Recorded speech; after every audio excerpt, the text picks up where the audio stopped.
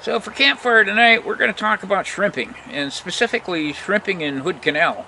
I used to have a little cabin over there, and a little 13-foot aluminum boat, 2.5 horse motor that would get us out there, as far as I wanted, 2-3 miles from my cabin.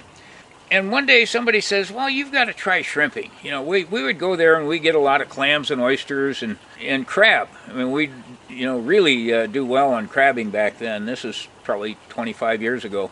But we'd never tried shrimping. So I finally got a couple of shrimp pots, and I heard how to put them together, that you had to fish like 250, 300 feet deep.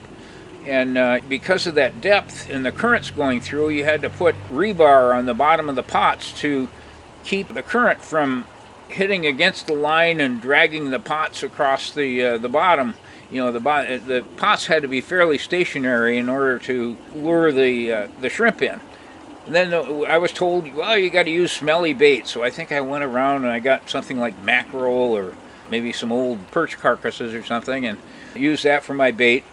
And put these 2 pots down, and we only had, the way the season ran, it was twice a year. There's only 2 days a year that it was open, and you could start, I don't know, like 8 in the morning, and you could only fish till noon. And so I went out there with my little 12, 13-foot aluminum, and my wife and I, we were both in our 70s at the time. We dropped the pots down and just kind of killed time. We felt, we heard that you had to let them down there for at least an hour and a half to give them time to smell the bait and get in there. So we kind of killed time waiting for the shrimp to get there. And I had a little pulley system that I could stick in one of the oarlocks. And none of these, all the big boats around us, there was lots of shrimp people out there shrimping, and they all had these electric winches that they would haul them in. But my wife and I, no, we're going to try it for the first time here and see how it goes. So we pull up the pots the first time, and God, the 300 feet pulling this thing that's weighted, I mean, that was hard. We'd pass it back and forth to each other, and eventually we got the first pot up to the top, and by God, there's probably 15, 20 shrimp in that first pot, and we were so excited. We brought it in, we put them in a pail and dropped the pot down again, and I figured, well, we get one more pull before it's quitting time, and so we pulled the other one up, and we had maybe 10 or 12 shrimp in it, and so we're still pretty excited, because this is our first trip out there. And by the time we pulled it the second time, I mean, we were just whipped. I mean, we were so tired, our arms hurt, and we were just passing it back and forth just as fast as we could, because we couldn't, each person was just getting so tired. And so we couldn't pull it up quite fast enough, so we didn't do quite as well the second time, because the shrimp were swimming out. We were pulling it up so slow. But we, probably got another 15 or 20 shrimp, and I don't remember exactly what the limit was, but we were probably a third of a limit after we were all done.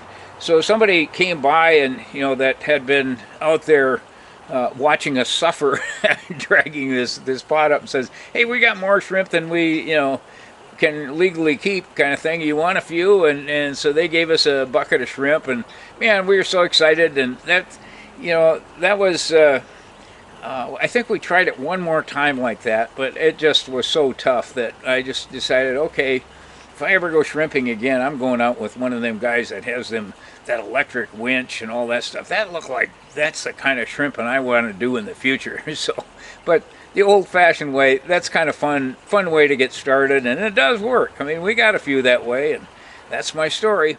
We hope that you enjoyed this week's telling of Campfire Tales. Please remember to hit subscribe to make sure that you get the announcements for next week's upcoming activities, as well as the new topics for the Campfire Tales. Please also share the fun that we have here and let your friends know about our website. Check out RogersOutdoorChannel.org for more information and to stay connected. If you like the outdoors, great to enjoy this site.